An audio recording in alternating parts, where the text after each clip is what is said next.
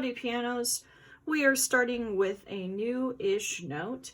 We are starting with high D. So up until now, we've been practicing having our fingers on the D that's next to middle C.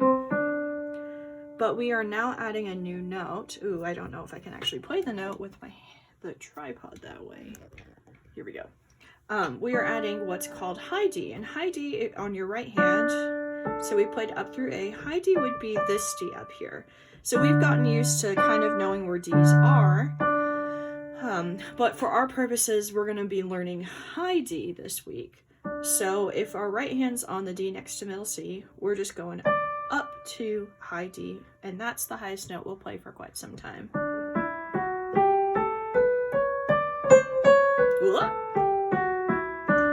Yeah, so when I say let's read D for number 23, we're actually starting on this high D.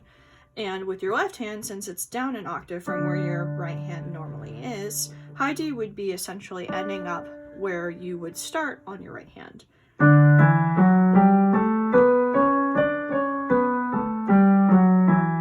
If that makes sense. There's some notes in there that we haven't learned yet, but we will be able to do that hopefully by the end of the week.